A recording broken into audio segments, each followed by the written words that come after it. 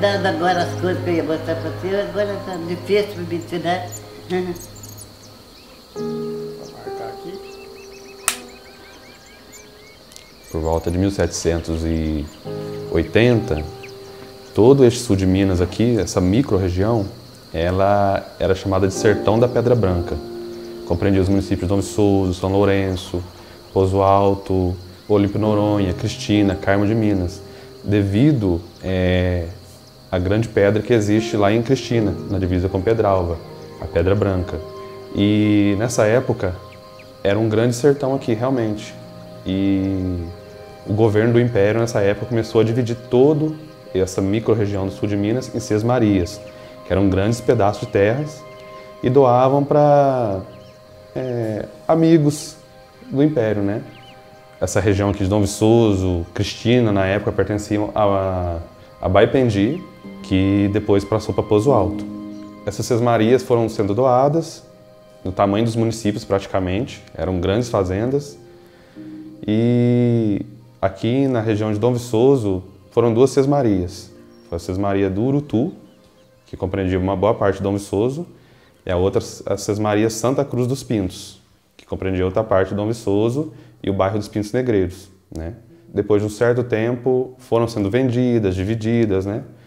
E por volta de 1830, ou um pouco antes, o senhor Capistrano Velho, como era conhecido João Capistrano de Macedo Alckmin, ele se casou com uma senhora de uma família rica de Pouso Alto, e essa senhora ela tinha como dote essa região aqui de Dom Viçoso, uma parte, e eles se casaram e vieram residir aqui.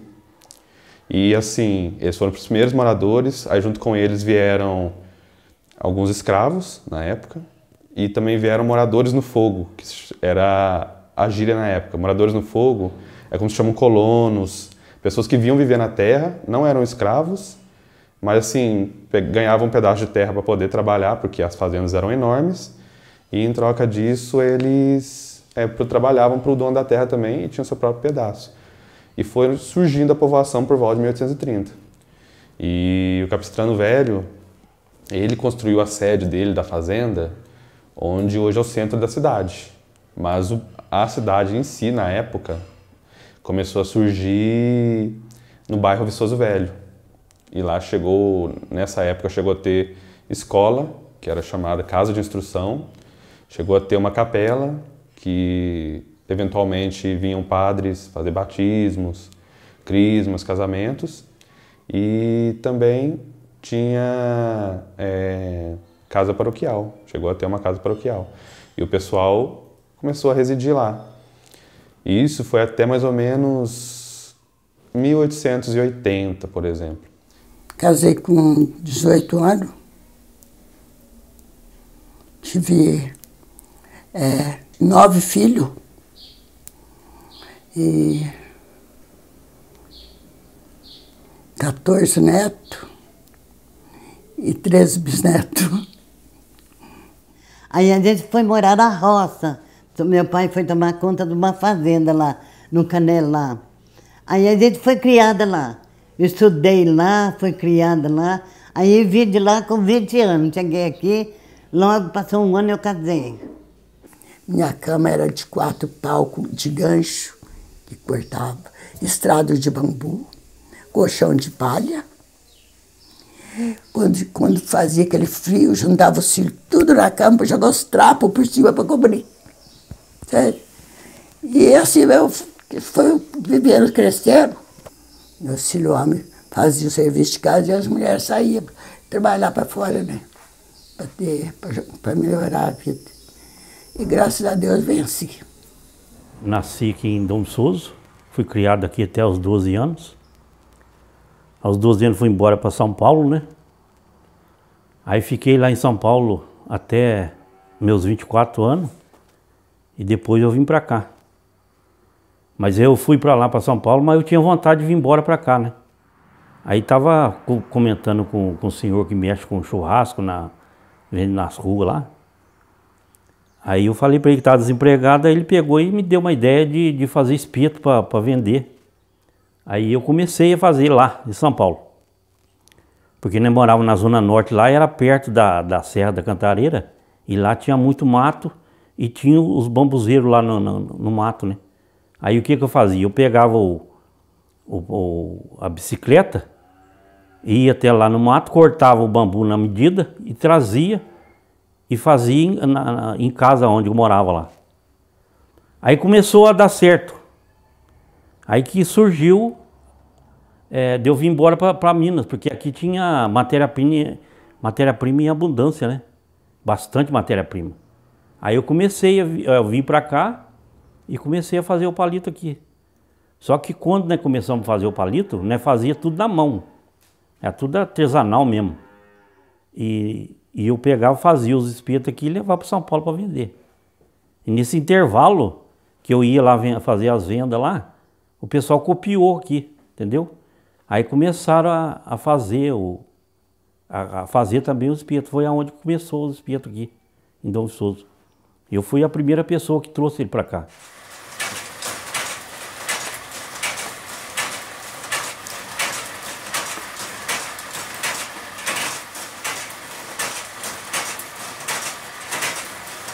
Meu pai mexia, desde criança. Meu pai, desde que ele veio do Carmo de Minas, que ele casou na Cristina, ele veio para cá e ele começou a plantar aqui.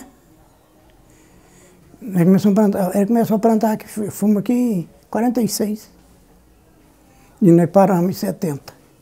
E esse tempo tinha, quando tirava a lavoura de fumo, você plantava uma lavoura de milho, uma lavoura de feijão, outra hora nas varnas plantava arroz. Era a profissão de Dom Souza, era lavoura de fumo. Era o campo nosso, não tinha emprego, não era só lavoura de fumo, nós trabalhava próprio. Era lavoura de fumo e retiro de leite. É, mas era divertido, viu? Da luz era de querosene ainda. Nós tatá de candeia. Era um faixinho de tamanho de fogo. Assim, instalava fumo no escuro. Mas juntava gente, você precisa ver quanta gente juntava. Era divertido a lavoura de fumo para nós. Meu ipê florido, junto à minha cela, aqui tem alturas em minha janela. Só uma diferença há entre nós agora, aqui dentro as noites não tem mais aurora. Mas a vida mais gostosa que eu acho é essa ter amizade com todo mundo, brinca com a pessoa, não é verdade? Porque esse negócio de ficar com a cara fechada, eu não fecho a cara com ninguém. Aqui já aprendi que a minha mulher veio muito bem, já sei se eu vou falar eu quero qualquer coisa, primeiro eu agrado, para chegar lá. E lá para chegar em Pouso Alto, daqui da Bocaina para ir lá para Pouso Alto era só mato. Era capoeira de lado a lado. E meu avô ele contava para a gente quando a gente era pequena, ele contava da assombração que aparecia na estrada. A estrada que ia para Pouso Alto, da Bocaina para Pouso Alto. Passava Rio do Santo, passava lugarzinho tudo, Tacape. E essa assombração aparecia lá, nessa fazenda lá. Gritava. Aonde é que eu ponho? Naquela época do meu avô, não tinha cerca de arame, era pedra, que era divisa. Você tirava a pedra daqui, passava para cá, era divisa.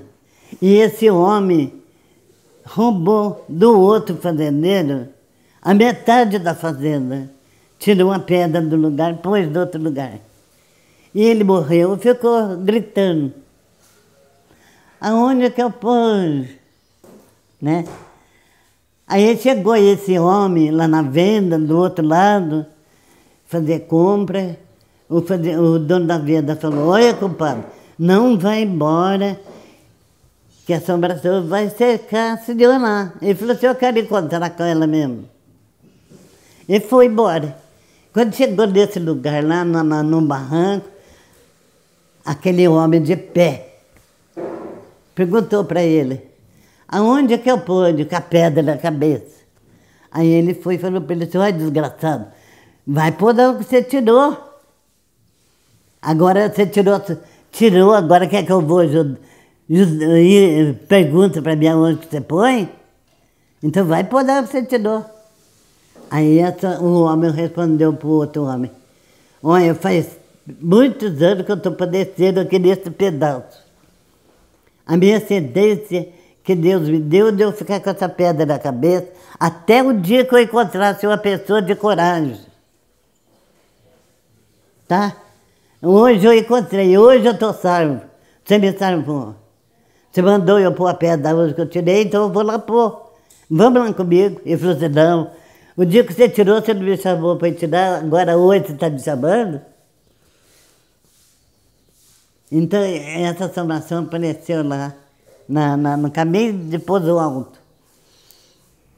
A assombração que existia era gente que era sem vergonha, um assombrava o outro. Assombração nada. Eu vou dizer para o senhor, é você assombrando, eu te assombrando você. Que as palhaçadas entravam dentro de saco, dava pedrada nos outros pelas estradas, escondido. Corpo seco eu não vi, o povo falava que tinha, mas eu não vi. E assombração também, não existe. É a mesma coisa que o povo fala lobisomem, né? Eu nunca vi um lobisomem na minha vida. Eu nasci naquela serra num ranchinho à beira-chão,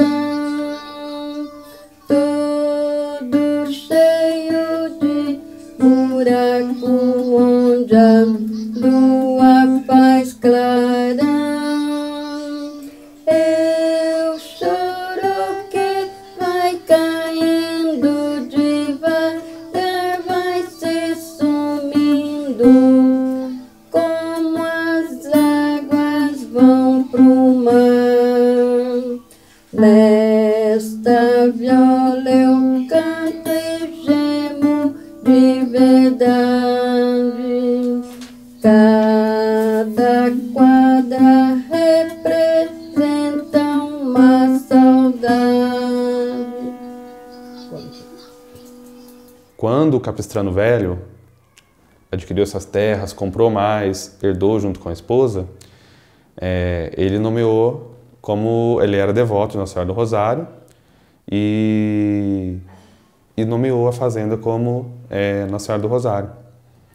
E depois de um tempo, ele também era muito amigo do bispo Dom Viçoso, eles tinham ideais na época, porque o Capistrano Velho, assim, numa sessão à parte, ele chegou a ser deputado de província, ele era uma pessoa muito importante em Minas Gerais.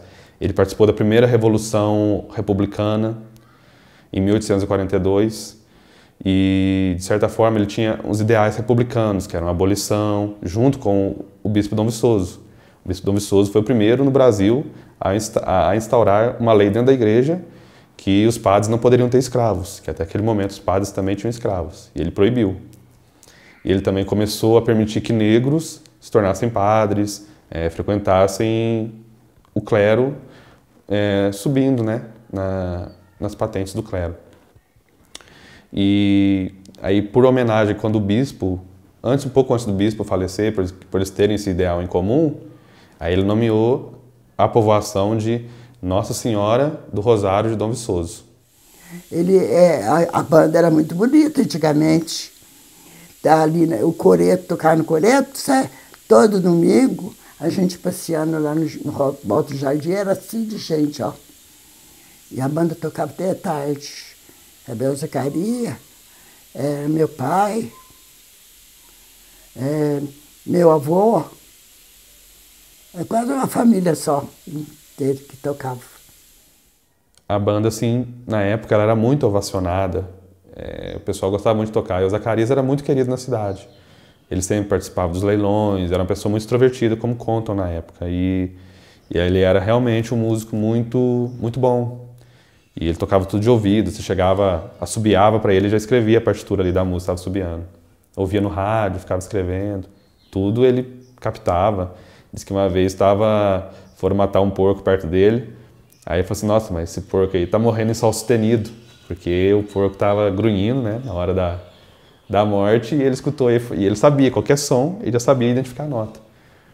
E Ele também tocava nesses bailes, todos os instrumentos de sopro, tocava teclado, piano na época, né?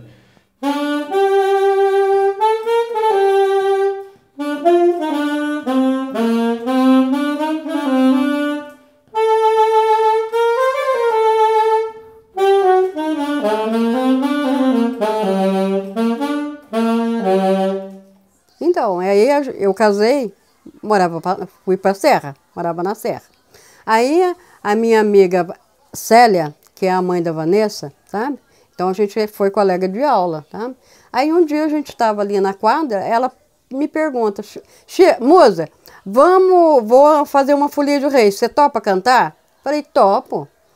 Tudo bem. Aí nasceu a nossa folia de reis, Nossa Senhora do Rosário, que é o nome da nossa folia do reis Folia do Reis Nossa Senhora do Rosário. E aí a gente foi para frente, né? A gente cantava nos bairros e já faz seus de 8 anos para mais. Só parou durante a pandemia.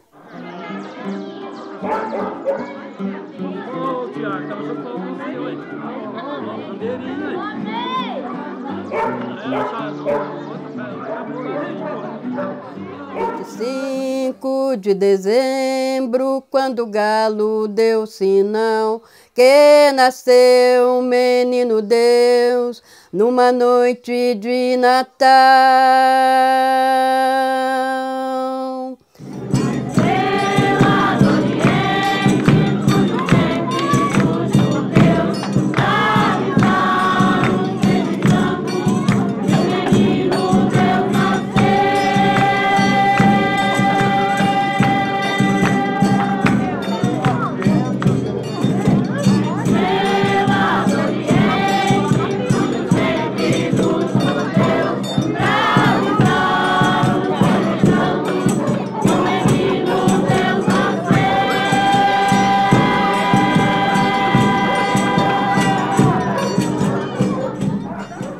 O café da região aqui tem um estudo que a pontuação dele é muito boa. A região aqui, devido ao clima, à montanha, uma série de fatores, dá um café muito bom. Segundo ano do primário lá, o professor meu professor Zé Augusto, daqui de Dom Souza, né? Ele pedia para a dona Ziquinha, que é da Serra, que hoje mora em Cristina, pedia para desenhar alguma coisa. O que eu sabia desenhar? Sabia desenhar café e banana. Né? Fazia aquelas ruinhas de café assim e no meio punha banana. E eu fui crescendo, saí, mexi com um monte de coisa, comecei a fazer transporte de colhedor de café para os cafezais. Zé Ribeiro, Fernando, punha de gente aí. E eu sempre gostei de mexer com café. Meu pai tinha uma propriedade lá em cima, que tinha lá mais ou menos 1 hectare de café em volta da casa, né? E ele tinha maior ciúme que esse pé de café. Então não podia quebrar, quando ia colher, sabe, maior cuidado. E sempre café bom. E meu pai começou a plantar, ele plantou o primeiro cafezal. Daí foi em 1986 que ele plantou o primeiro cafezal. Aí ele foi plantando, foi colhendo, e foi adubando, e foi fazendo tudo novo, né? Que era o trato do café. E onde foi dando café muito bom. E uma coisa que eu sempre falo, a gente quando for fazer as coisas, seja que tipo de trabalho for, fazer com amor, com carinho, com dedicação, para que aquilo, Deus ajude que prospere, que cresça. E a gente tenha bom resultado nesse trabalho que a gente faz. A segunda, até eu fiz um ranchinho pra minha cabocla morar, pois era ali nosso ninho, bem longe deste lugar, no alto lá da montanha, bem perto da luz do luar, vivi um ano feliz, sem nunca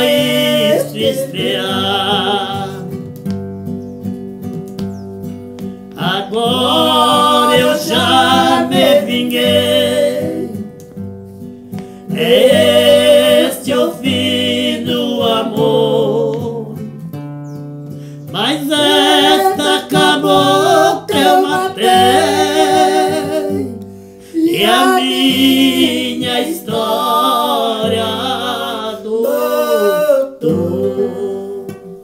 Melhorou um pouquinho, né? Melhorou. A Dom Sul significa tudo. Para mim é a melhor cidade do Brasil, do mundo. É aqui que eu nasci, é aqui que eu vivi, é aqui que eu tenho meus filhos. Para mim, Dom Souza é tudo. Tudo que existe de bom que eu desejar para Dom Souza, não vou desejar para outra cidade. Dom Souza para mim é tudo. Eu tenho muito amor à terra, onde eu tiro meu sustento. Eu acho que a gente tem que valorizar isso daí, né? E por ser dovesouzense, hoje eu moro aqui, vivo aqui, é um orgulho ter um canto como esse daqui, com uma história muito bonita, uma paisagem rica. É maravilhoso morar aqui, viu? Eu gosto, eu amo a minha cidade. E apesar, eu fiz até uma poesia pro dia da cidade, viu? Posso mostrar ler para vocês? Peraí, deixa eu só pegar aqui. Vai. Peraí, ela tá aqui. Dom Viçoso é pequeno, mas é acolhedor. As pessoas que aqui passam levam carinho e amor.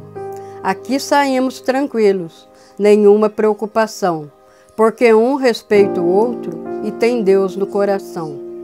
Suas matas e colinas é verde e deslumbrante. É um pedaço do Brasil escondido atrás do monte. Tem uma linda pedra, seu nome é Pedra Riscada. Se escalarmos nela, veremos outras cidades. Temos a igreja pequena, a padroeira é Maria, que nos guarda e nos protege todos os momentos do dia. 12 de dezembro é seu dia. Tenho orgulho em dizer: viva a minha cidade e parabéns para você.